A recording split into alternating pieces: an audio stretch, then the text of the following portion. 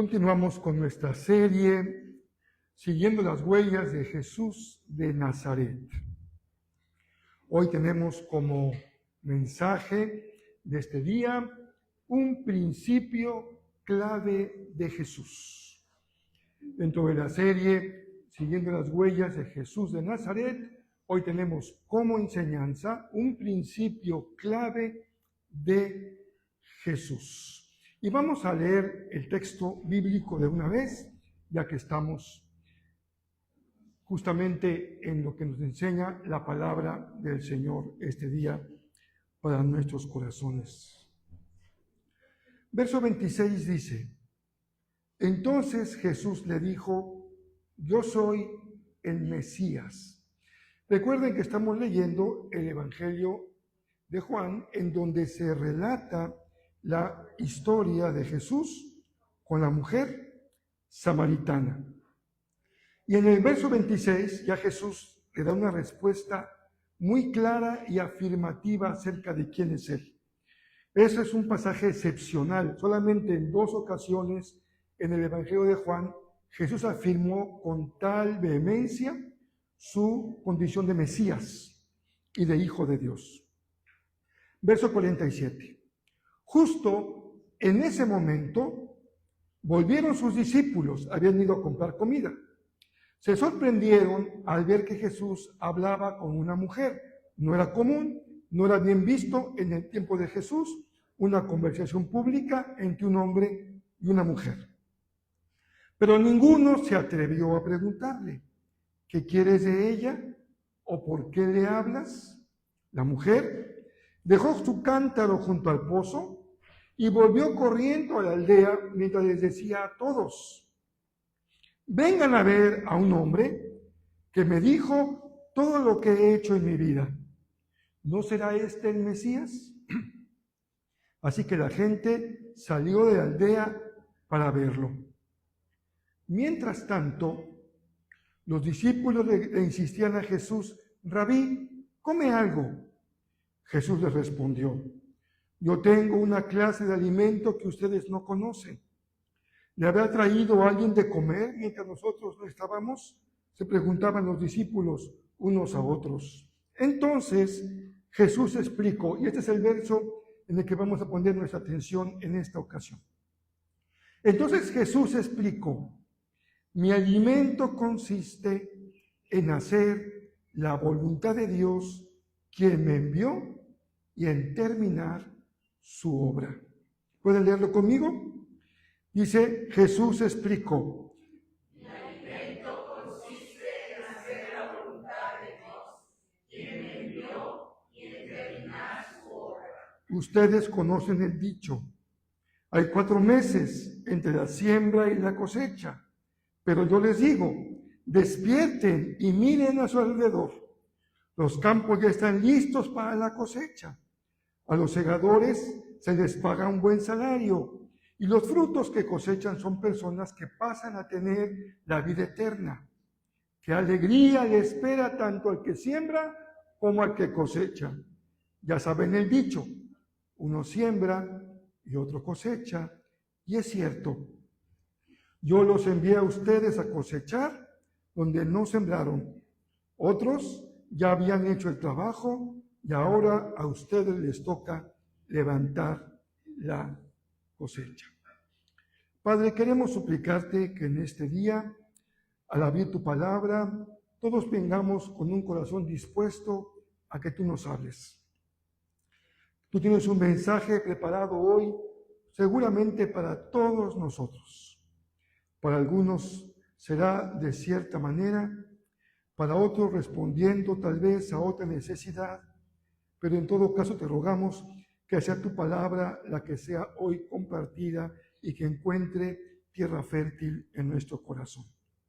Gracias porque nos permites estar reunidos hoy aquí y rogarte, Señor, háblanos a cada uno de manera personal.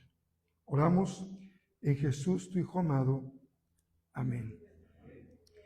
Vamos a la siguiente lámina y quiero que me ayuden a repetir entonces la frase que aparece en esta lámina. ¿Qué dice? Mi alimento consiste en hacer la voluntad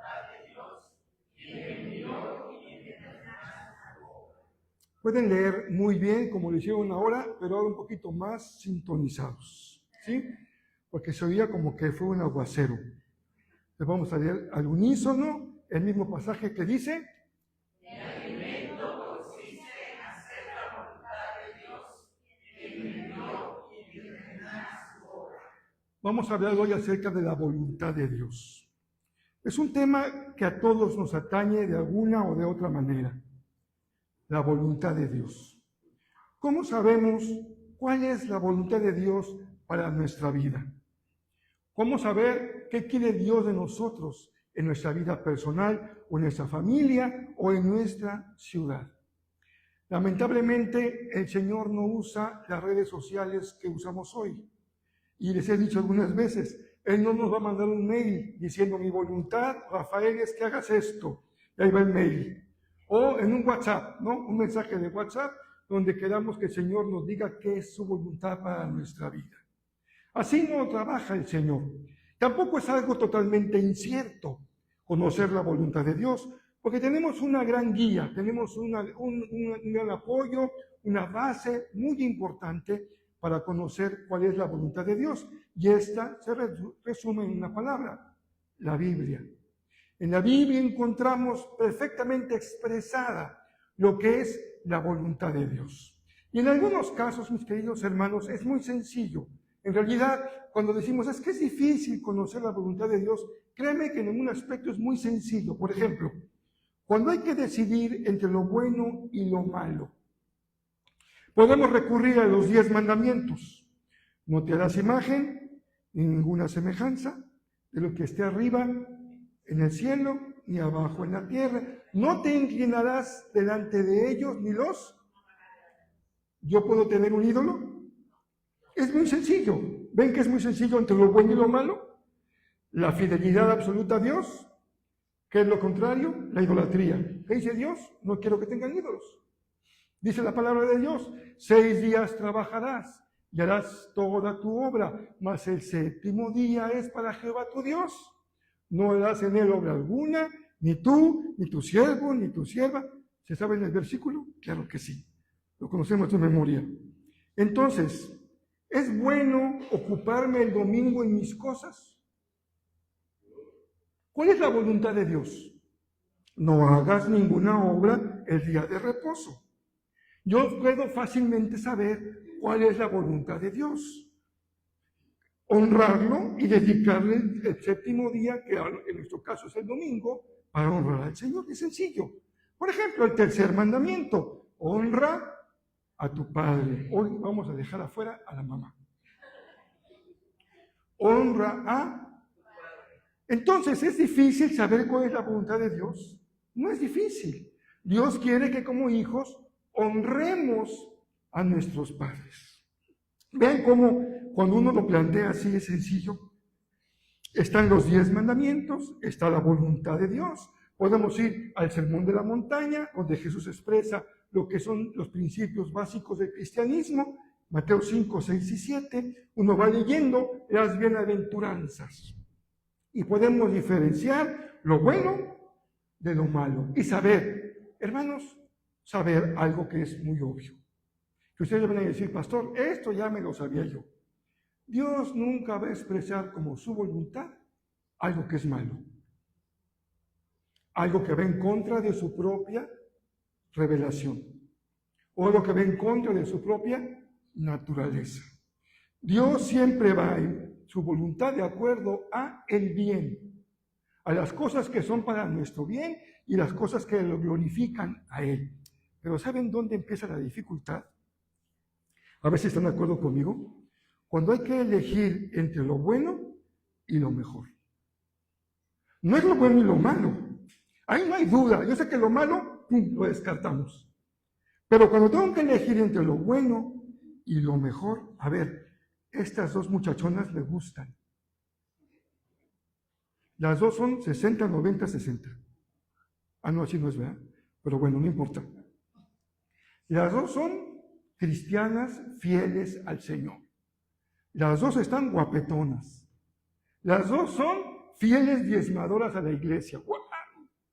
Eso sí ya rompió récord, ¿eh? Las dos cantan en la alabanza. ¡Wow! No, ya estamos llegando así como a cumbres muy altas. Las dos se bañan diario. ¿Cómo sé cuál es la voluntad de Dios? Ella es buena, o ella es buena y ella es mejor. O tengo dos opciones de trabajo. Tengo una opción de trabajar aquí, una opción acá. En las dos me desarrollo, en las dos hay buen sueldo, en las dos hay buen tiempo de descanso, las dos son empresas donde la gente le gusta trabajar. ¿Cuál es la voluntad de Dios? Elegir entre lo bueno y lo mejor no es tan sencillo, porque no tenemos la base de lo que es malo o bueno. Todavía más difícil. Porque bueno, si usted me ofrece un perfume como el que yo puedo comprar en Tepisur. ¿Conocen Tepisur? Ok, es Tepito, pero boutique. Entre comprar un perfume en Tepisur o le compro uno a Estée Lauder, o le compro uno a Estée Lauder o le compro uno a Givenchy. Es una decisión, ¿no? Entre lo bueno y lo mejor. Yo diría, la voluntad de Dios para mí es lo mejor. O lo bueno. ¿Cómo sé? ¿Qué decido? ¿Qué hago? Pero más difícil todavía cuando la decisión se da entre iguales. Bueno y bueno. Porque no hay algo mejor. Pues yo me voy por lo mejor. Si me dicen, ¿qué quieres? ¿Quieres un Toyota como el del pastor? ¿O un Honda como el de Ramiro? Es fácil, ¿sí o no? ¿Qué ustedes qué harían? ¿Ven cómo no es fácil? Se fueron por la finta. Son decisiones. Y, pastor, ¿pero a poco esto tiene que ver? Claro, cuando usted va a una agencia y puede comprarse un coche, ¿qué se pregunta? ¿Qué debo hacer? ¿Cuál es el auto que yo debo comprar? ¿Me voy a cambiar de casa? ¿Por qué me voy para allá o me quedo aquí? ¿Por qué un departamento o una casa? ¿Cómo decido cuál es la voluntad de Dios para mi vida? Un trabajo, otro trabajo. Un lugar donde vivir, otro lugar donde vivir. Una pareja a elegir, otra pareja a elegir. Aquí hay una diversidad de posibilidades y dijéramos, Señor, ¿podrías por favor mandarme un mail? Sería magnífico, ¿no? Que el Señor me diga, Rafael, ya te va un mail, te contesto tu pregunta, esa es mi voluntad para tu vida. Pero cuando es entre bueno y bueno, pues no hay mucha diferencia entre uno y otro, pues es difícil decidir cuál es la voluntad de Dios para mi vida. ¿Cómo saber qué es esto o qué es esto otro? Pero se lo voy a poner todavía más complicado. ¿Están listos? ¿Cuántos de ustedes están luchando por conocer la voluntad de Dios? Yo a veces lucho por conocer la voluntad de Dios. Hace casi 4 años, en México, yo me pregunté, ¿es la voluntad de Dios que yo vaya a pastorear a Jezreel, a Cancún? ¿O será la voluntad de Dios que yo me quede en México? ¿Cuál será la voluntad de Dios? Y uno pone en la balanza pros y contras, o una decisión racional. Voy a usar mi entendimiento. Lo bueno, lo malo, esto y esto otro. Y uno dice, yo puedo comprender que esta es la voluntad de Dios y tomo una decisión. Tomo una decisión en mi vida respecto a lo que creo que es la voluntad de Dios. Pero, siguiente nivel de dificultad. ¿Cuántos realmente luchamos con hacer la voluntad de Dios? Yo no batallo en saber cuál es la voluntad de Dios. Yo batallo en hacer la voluntad de Dios. Porque mis hermanos, el conocimiento es bueno, gracias a Dios que podemos conocer la voluntad de Dios. Pero el gran reto en la vida no está en conocer la voluntad de Dios. El gran reto en la vida está en hacer la voluntad de Dios. Hasta los profetas tenían problemas para eso. ¿Se acuerdan de Jonás? Jonás, vas para Nínive. Y dijo Jonás, Señor, ¿sabes contar? No cuentes conmigo. Yo a Nínive no voy. Jonás, profeta del Señor. ¿Y qué hizo Jonás? Le dijo el Señor, vas para Nínive. ¿Y Jonás qué dijo? Yo agarro un barco para justamente el extremo contrario de Nínive, lo más lejano posible. Y el Señor tuvo que tratar con Jonás, ¿no es cierto?, para que él cumpliera con hacer la voluntad de Dios. Hacer la voluntad de Dios. Mi alimento, dijo Jesús, consiste en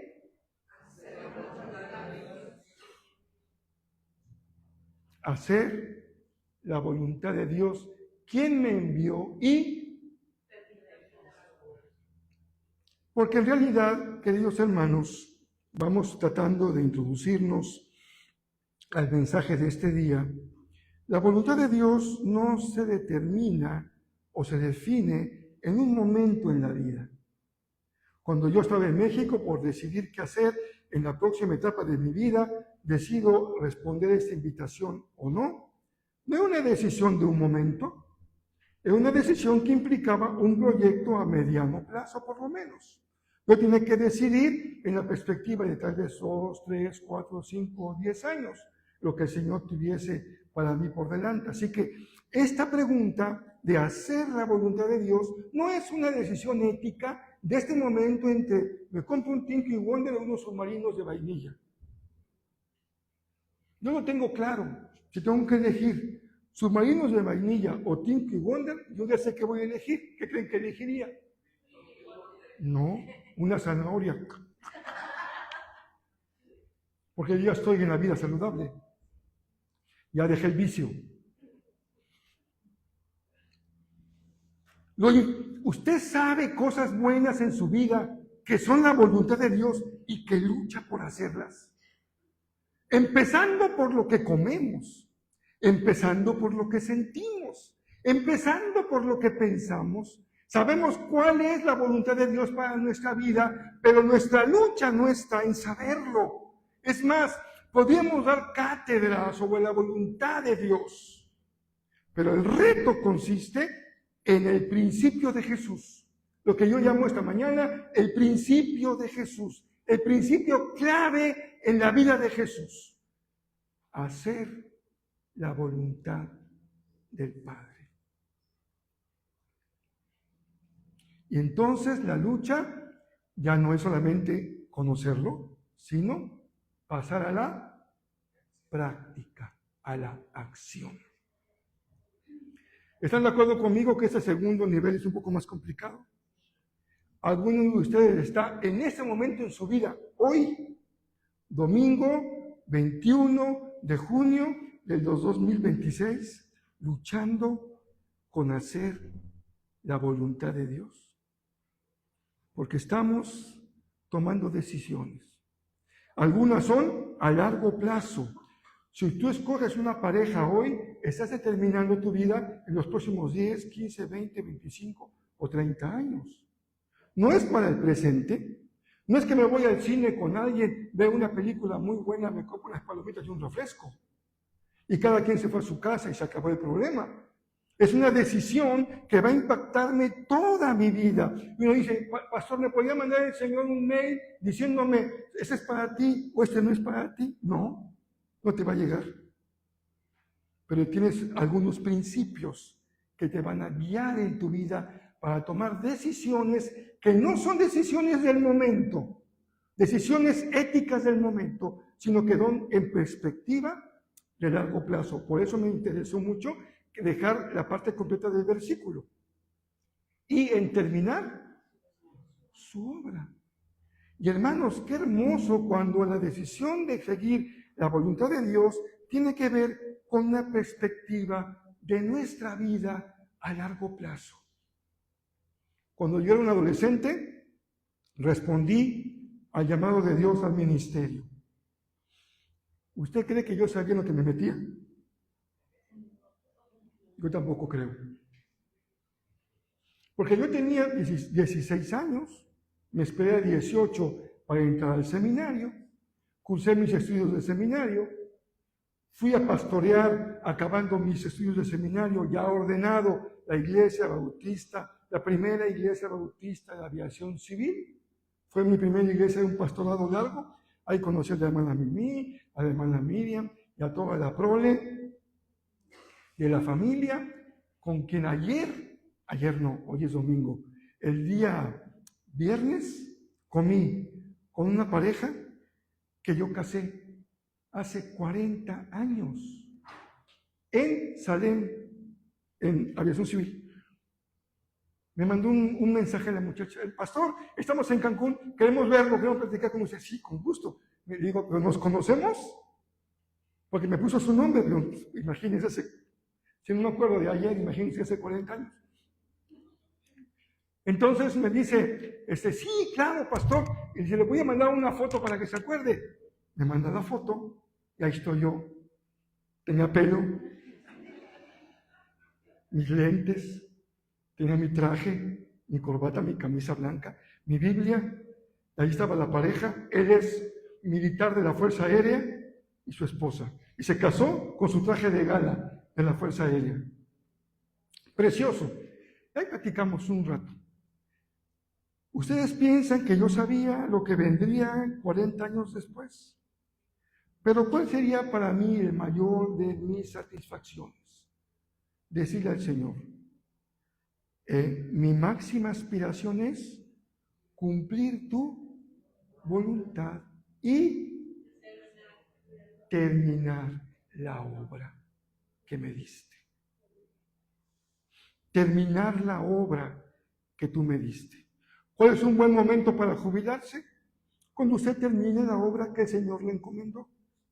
Hay pastores como su servidor que llegado a una edad razonable deciden jubilarse y se van a su casa a descansar lo que les resta de vida. Y hay otros pastores como nuestro hermano Juan Germán Ortiz, allá en la Iglesia Bautista de México, en la calle de Zarco, que celebró sus 50 años de ministerio, y siguió predicando hasta el día que se murió. Él nunca se iba a retirar. Él quería irse al cielo en el púlpito.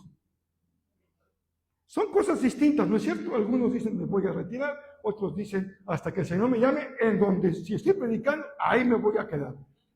Hasta que termine la obra que tú me has dado. Quiero ayudarles en esta hora, quiero ayudarles para que este pasaje sea de bendición para su vida. Porque tal vez también usted esté luchando por hacer la voluntad de Dios. Y es difícil, ¿saben por qué? Porque a veces encontramos personas que quieren que hagamos su voluntad. ¿Les ha pasado una mamá controladora? Yo sé que aquí no hay. ¿Les ha pasado encontrarse un papá controlador? Yo sé que aquí no hay. Quieren que hagamos su voluntad en nuestra vida. ¿Se han encontrado con una mujer dominante como esposa? Y usted dice, ya no siento lo duro, sino lo tupido. Porque lo que me quita el sueño no es hacer la voluntad de Dios, sino hacer la voluntad de...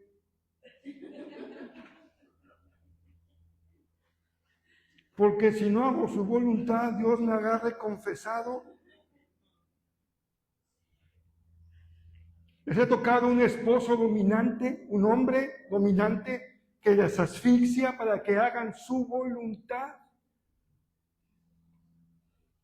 O les han pasado hijos tiranos que como hijos asumen un rol que no les pertenece y quieren que sus padres hagan su voluntad. Y más cuando ya están medio cascaditos los pobres viejitos que no se pueden defender.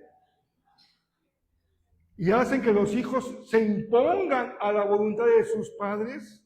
Salte de trabajar. Ay, sí, ¿tú por qué andas decidiendo por mí? O cámbiate de trabajo. ¿Y ahora? ¿Cuándo te contraté de patrona? ¿Ahora es esto, el otro? Espera, mi hijita, yo soy el papá. Yo soy la mamá. Hay una relación diferente entre el rol de los hijos y el rol de los padres. Las mujeres no quieren dominar, no es cierto. ¿Usted qué piensa? Las mujeres no quieren dominar. Las mujeres tienen una vocación de ayudar. Te voy a ayudar a que sepas qué hacer con tu vida. Pobrecito de ti, mi bebé, que no sabes qué hacer. Yo te voy a ayudar.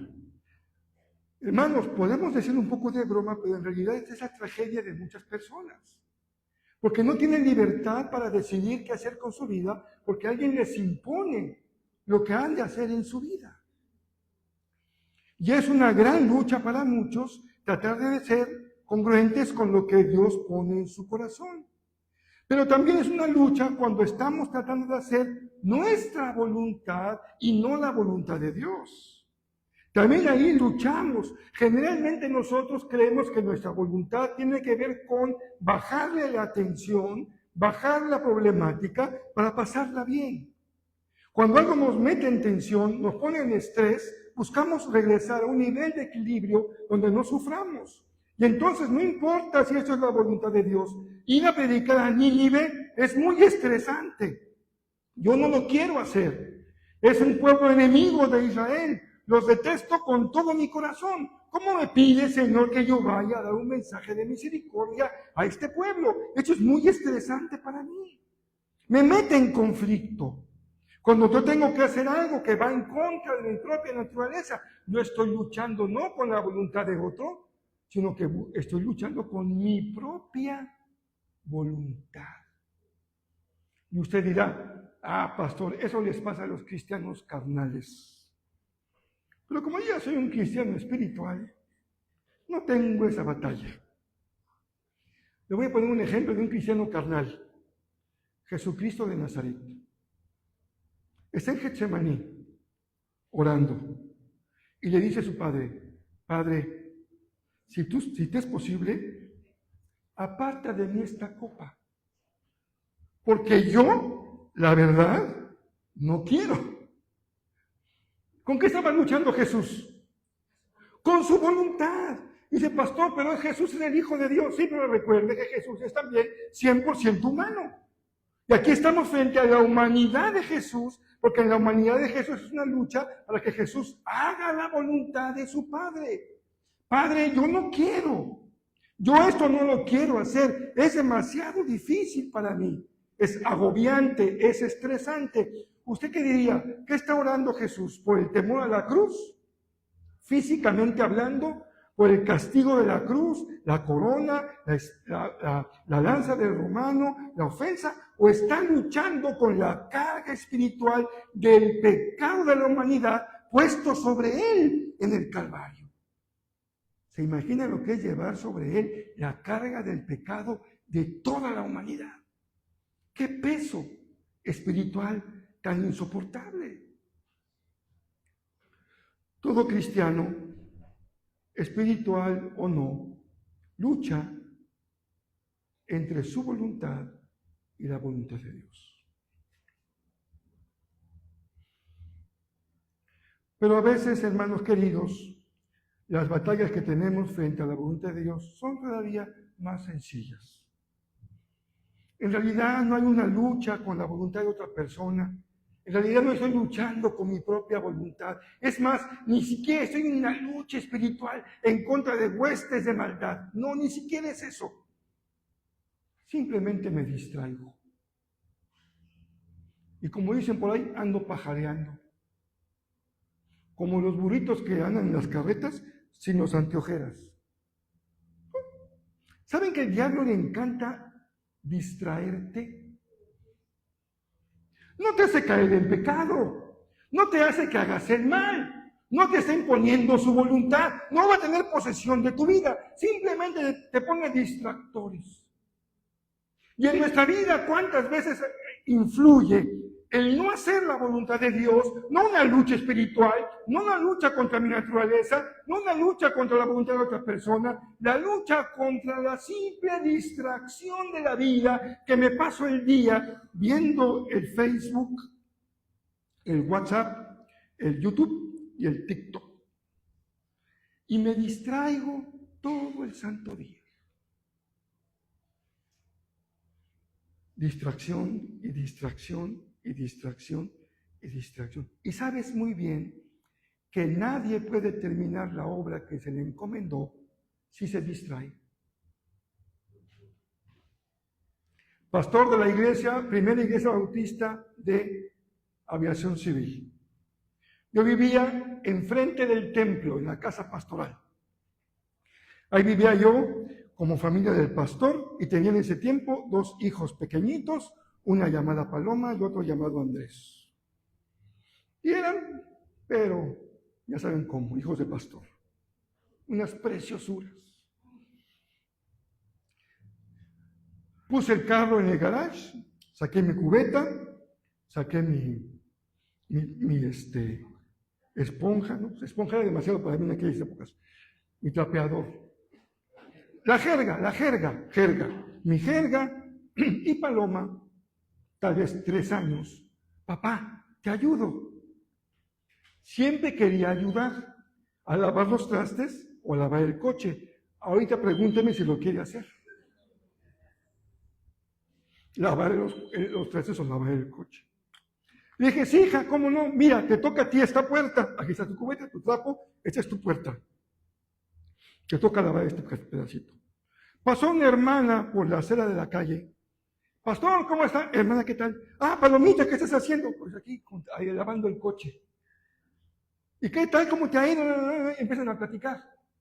Y de repente la hermana se detiene y dice, perdón, Paloma, te estoy distrayendo. Haz tu trabajo. Y termina tu trabajo. Fíjense qué lección tan importante. Perdón, te estás distrayendo. Termina tu trabajo. ¿Cuántas cosas en la vida luchamos con la voluntad de Dios? No porque estamos entre el bien y el mal.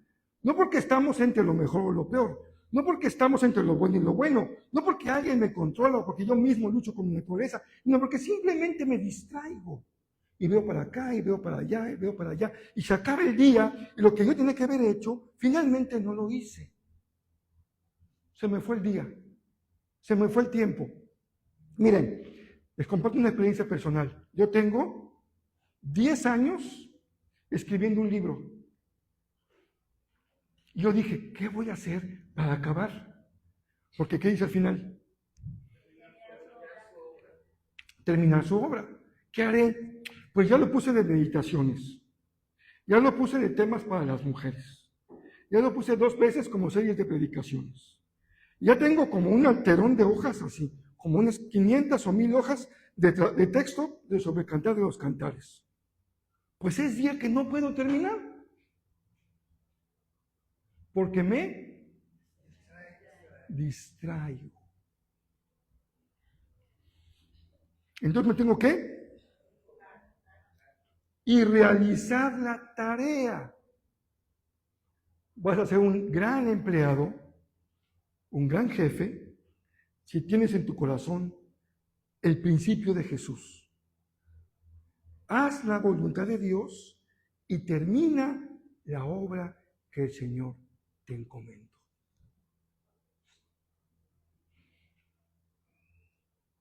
Haz la voluntad del Señor y termina la obra que el Señor te encomendó. Sería sencillo si la voluntad de Dios es simplemente decidir entre un Tinky Wonder o un submarino un día.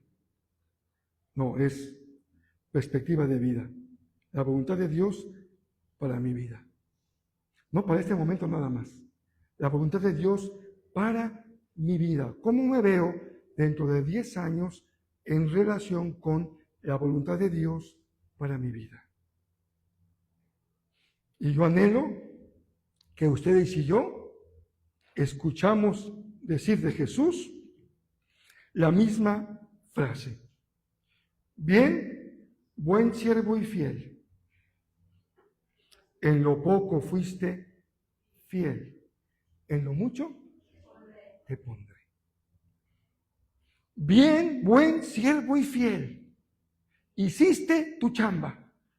hiciste tu tarea, hiciste mi voluntad.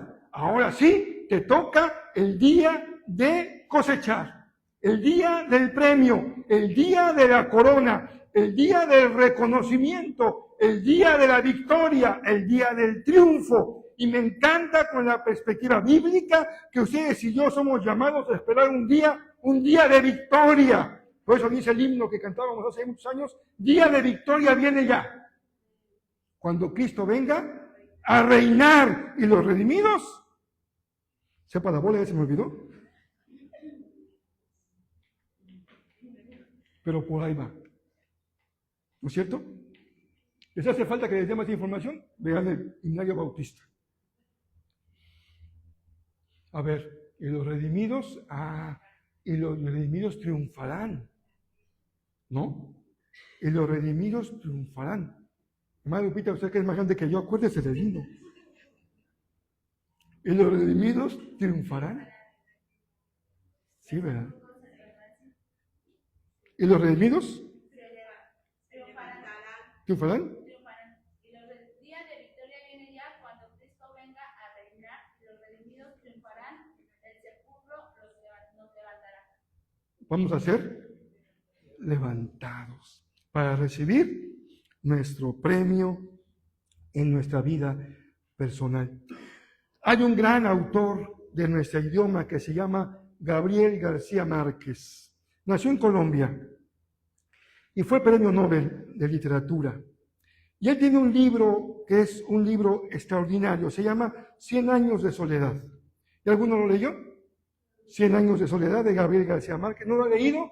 No se vaya de este mundo sin haberlo leído. Léalo. Él, fíjense, durante 18 meses no salió de su cuarto. Y cuando el dinero se acabó, empeñó su carro para sostener a su familia mientras seguía escribiendo. Trabajó todos los días de 9 de la mañana a 3 de la tarde durante esos 18 meses hasta terminar su novela. Hacer la obra que me ha sido encomendada hasta que termine la obra. A veces implica esfuerzo, las más de las veces implica sacrificio, las más de las veces implica un doble esfuerzo, una doble milla, una absoluta concentración, un enfoque claro en lo que estamos haciendo. Jesús es ejemplo para nosotros, de acuerdo a lo que hemos leído en el Evangelio, porque Él está perfectamente armonizado con la voluntad de Dios. Y me encanta en la historia que hemos leído, cuando los discípulos le preguntan sobre si come o no come, con quién está hablando, Jesús les dice, no me distraigan. Aquí hay algo más importante que el comer y el beber y una convención social con quién hablo y con quién no hablo. Hay algo más de fondo. Se trata de que yo haga la voluntad de Dios, la voluntad de mi Padre. A cada paso de la vida de Jesús encontramos al Maestro haciendo la voluntad del Padre a pesar de todo y con muchas adversidades. Y esto, hermanos, ayuda a que muchos de ustedes comprendan, y espero que esto les ayude a quitar de su mente una fake news, una falsa noticia. La voluntad de Dios nunca va emparejada a que las cosas se den fácilmente. No, por supuesto que no. A veces pensamos, es que si no fluye, es que no es voluntad de Dios. Es que si hay muchos obstáculos, quiere decir que no es voluntad de Dios. Y es justamente al contrario. Muchas veces, las más de las veces, a más obstáculos encontramos, es más prueba vigente y prueba clarísima de que ahí está la voluntad de Dios. Jesús le dijo, si es tu voluntad, quita de mí esta copa. Yo no quiero esta copa, pero que se haga tu voluntad. Y Jonás le dijo, yo no quiero ir a Nínive. Pero Dios le dijo, tengo para ti un mensaje y ve a Nínive. Y mi hermano querido, ¿saben qué pasó? Algo que muchos pastores como su servidor anhelamos con todo nuestro corazón. Después de que predicó, se convirtieron todos. Mucha cachucha. ¿Y creen que él estaba feliz? Señor, los odio y se arrepienten. No manches. La idea es que tú acabes con ellos en juicio. Que caiga del cielo una flama y que acabe con todo. Yo sea feliz porque mi suegra estaba también. No es cierto, no es cierto. No siempre pienses que la voluntad de Dios tiene que ver con que las cosas sean fáciles, las cosas fluyan, las cosas se den. Lo importante es que tú estés al 100% enfocado en la voluntad de Dios. Y este es el principio clave. Se los doy ahora, no lo pierdas de vista. Este es el principio clave. Estar completamente enfocado en hacer la voluntad de Dios sin distracciones hasta terminar lo que empezó. Llévate eso en tu corazón. Si todo lo que he dicho se te olvida en algún momento del día, esto no lo olvides. Estar completamente enfocado en hacer la voluntad de Dios sin distracciones y termina lo que empezaste. No olvidemos que Jesús en su humanidad también luchó por hacer la voluntad del Padre. Ya hablé de Getsemaní. Para él no era sencillo saber que en su horizonte de vida estaba enseguida la cruz. Y aquí vemos con claridad que para Jesús no era solamente evitar el dolor de un momento entre A o B, sino una definición de su propio ser, de su misión, de su tarea en la vida.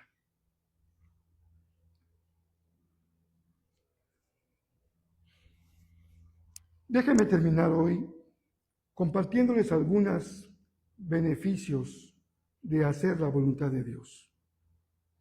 ¿Qué trae a mi vida hacer la voluntad de Dios? Y yo creo que siendo hoy el Día del Padre, es muy adecuado decirles que si tú haces la voluntad de Dios, lo primero que consigues es que el corazón del Padre esté feliz contigo. Esté dichoso contigo. Y si te cuesta trabajo, la dicha es doble. Mijo, no sabes qué gusto me da que veo que terminaste, aunque te costó. Sangre, sudor y lágrimas. Te costó la obediencia, te costó perdonar, te costó misericordia, te costó la compasión, te costó la disciplina de 18 meses escribiendo diario sin salir de tu cuarto.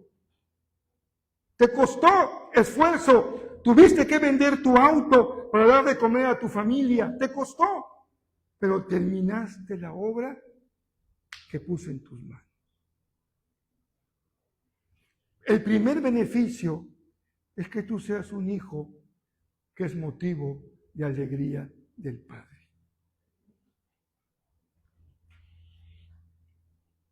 Lo segundo que traiga a tu vida es que tu vida la vas a edificar sobre un fundamento sólido.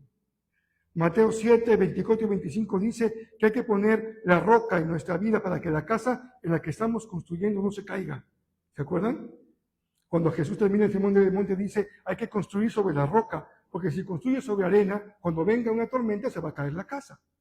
Pero si construyes sobre roca, nada va a hacer que esa casa se caiga.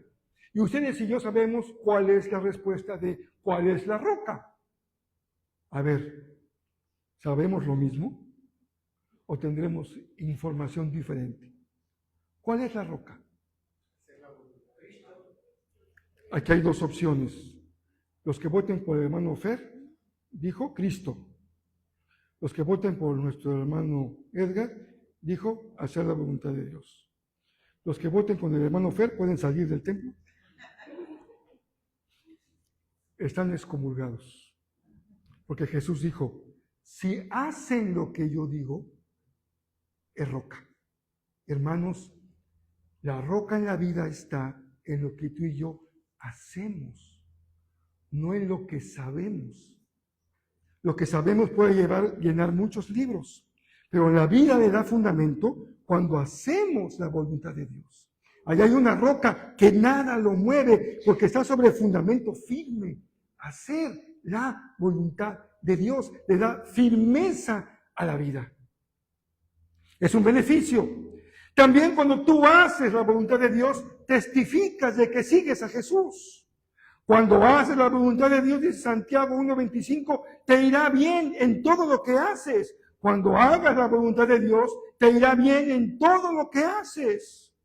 Pero pastor, me acaba usted de decir que el pobre de Jonás acabó ¿cómo se llama lo que es comida, desayuno y cena? Y luego el quinto y el cuarto, alimento, colación. Jonás acabó de colación de ballena. ¿Cómo que le fue bien? Sí, le fue bien, porque hermano querido y amado, que nos vaya bien quiere decir que hacemos la voluntad de Dios. Eso es hacer bien, que nos vaya bien, hacer la voluntad de Dios. Cuando practicas la voluntad de Dios y conoces su palabra, eso marca en tu vida un carácter y te hace un verdadero discípulo de Jesús. Y por último, aunque mucho más dice la Biblia, por último, en lo que yo menciono en esta ocasión, cuando haces la voluntad de Dios, permaneces para siempre. Estabilidad, continuidad, permaneces para siempre. Yo quiero en esta ocasión terminar con una invitación. ¿Qué les parece? Los invito a que me inviten a comer. No es cierto, es broma. Les invito a que demos el primer paso. ¿Estamos de acuerdo? ¿Cuál es el primer paso? Reconocer en dónde está tu lucha. ¿Dónde estás luchando para hacer la voluntad de Dios? No hay forma de avanzar si no reconozco en primer lugar en dónde me aprieta el zapato.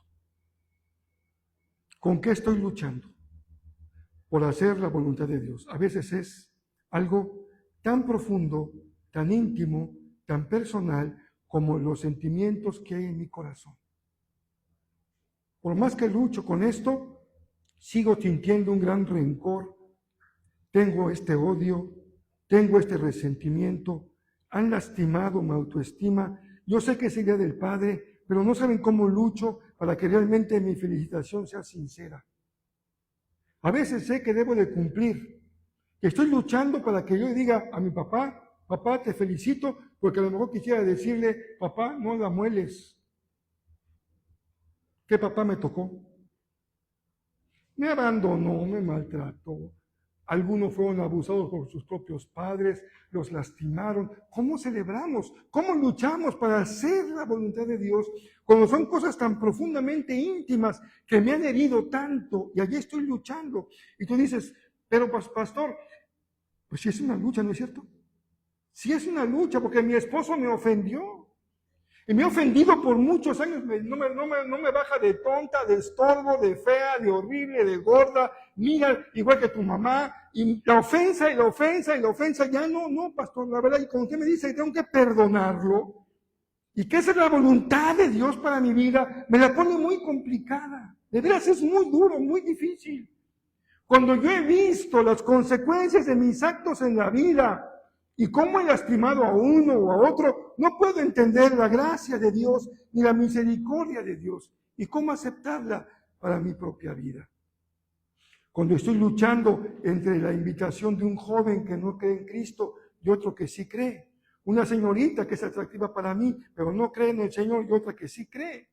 Cuando ella me lleva al bien y otra me lleva al mal. ¿Y quién es más poderoso? ¿Quién es más popular? ¿El angelito o el diablito? ¿Se acuerdan que aquí está la persona, aquí está el angelito? Y acá está el diablito. Y el diablito dice, vámonos al antro. Y el angelito, vamos a Jezreel. Entonces dices, ¿Baby O Jezreel? ¿Se acuerdan de Baby O? Si no se acuerdan, no son de mi época. Baby O era la disco de Acapulco. Hasta Luis Miguel iba ahí. ¿Y qué hay en la disco? Música toda. Ponchis, ¿no? Ponchis. preciosura de muchachos, la mejor música, la mejor droga, la mejor bebida, la mejor comida, el mejor desenfreno. Y uno dice, el diablito, el angelito. Y luego uno dice, el cielo. Ah, el cielo es las nubes, angelitos petacones brincando de nube en nube, y el Mesías de Händel, el cielo. Infierno, la orquesta de Carlos Campos. ¿Conocen la orquesta de Carlos Campos? No, no son de mi época. Maná, hasta en el Mundial tocó. Si no conocen Maná, ya no sé en qué país viven o en qué planeta viven, pero uno tiene que tomar decisiones en la vida.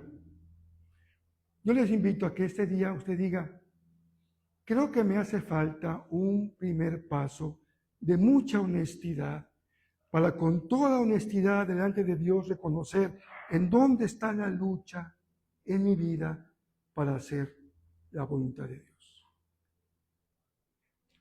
Es el primer paso en que tenemos que avanzar. Decir como Jesús, Padre, yo no quiero hacer esto, mejor voy a decirte que quiero hacer lo otro, pero quiero que se haga tu voluntad en mi vida. Y te invito a que hoy mismo o mañana lunes, cuando tengas tu tiempo devocional con el Señor, en plena conciencia de tu presente, de tu hoy, de tu aquí, de tu ahora, hagas la siguiente reflexión. Señor, que hoy se haga tu voluntad en mi vida. Y orando el Padre Nuestro puedas decir, así como se hace en el cielo, que se haga también en la tierra. Y que como Jesús nos enseñó a orar, también podamos decir, Señor, hoy no me dejes ceder a la tentación, sino que se haga tu voluntad. Que se haga tu voluntad plenamente aquí y ahora. Plenamente aquí y ahora. Padre, seguramente tú has hablado a algún corazón. Tu palabra nunca vuelve vacía, Señor. Y en ocasiones tú hablas de maneras insospechadas que no imaginamos, de maneras sorprendentes que tampoco imaginamos.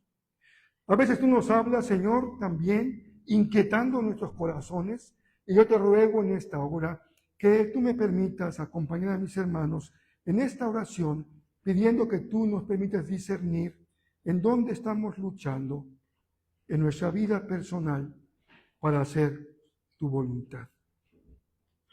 Amados hermanos, acompáñenme a orar. Cierre sus ojos e incline su cabeza. Si puede hacerlo, una sus manos como una forma de oración. Una sus manos para orar y diga, Señor, yo te ruego que en este día me muestres con claridad en qué área de mi vida estoy luchando para hacer tu voluntad. Te ruego que yo pueda reconocer en este día con toda honestidad en dónde estoy luchando para hacer tu voluntad. Y te ruego que en fe, sostenido por tu promesa, sostenido por tu Espíritu Santo, yo pueda decir, hágase, Señor, tu voluntad. Quiero prometerte, Señor, que voy a enfocarme con plena conciencia en tu voluntad.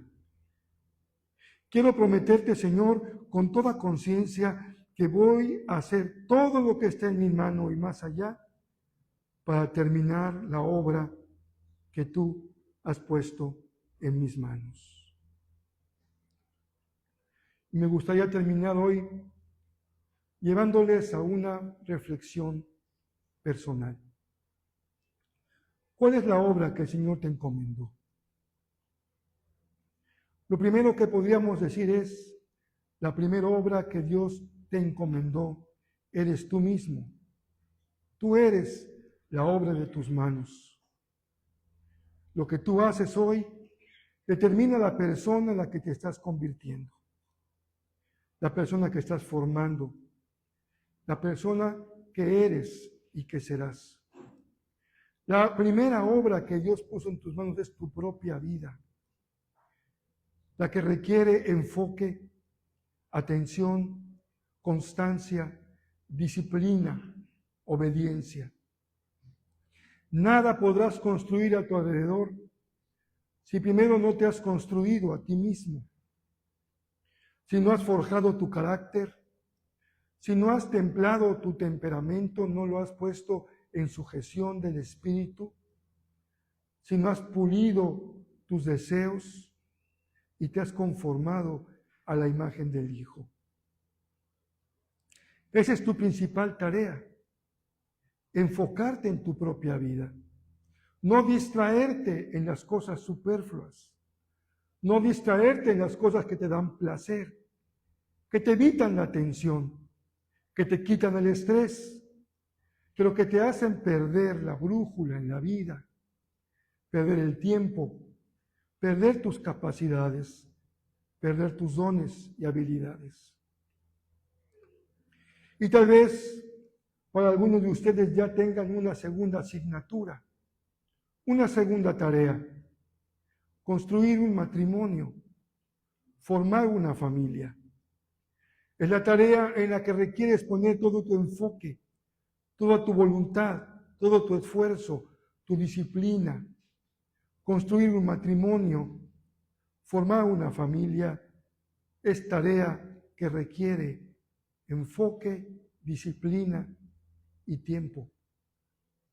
Si Dios te ha dado la bendición de ser una persona emprendedora, ya ha puesto en tus manos un negocio, ahí tienes una tercera asignatura que requiere tiempo, esfuerzo, disciplina y entenderla como una obra de Dios.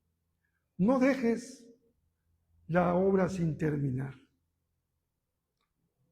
Lo que Dios ha puesto en tu corazón, llévalo hasta el final.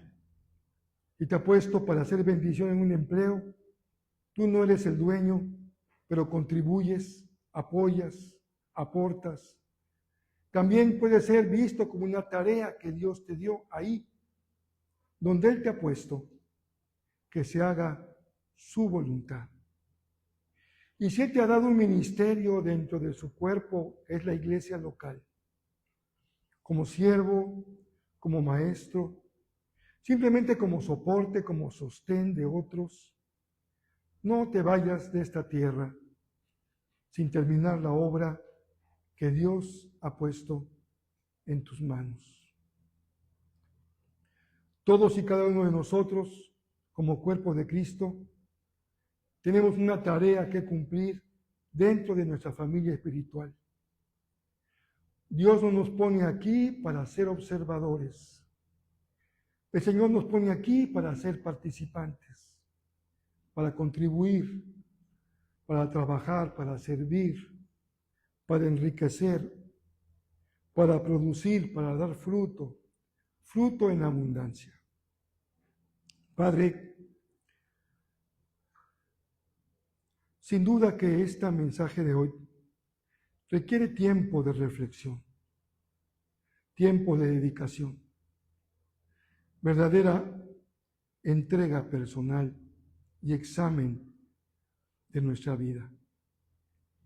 Y te damos tantas gracias porque tenemos en Jesús el ejemplo perfecto, el modelo perfecto, nuestra guía perfecta. Siguiendo sus pasos, aprendemos a hacer tu voluntad. Siguiendo sus pasos, aprendemos a terminar la obra que tú has puesto en nuestras manos. Y por ello te bendecimos con todo nuestro corazón. Y oramos en Jesús, tu Hijo amado. Amén.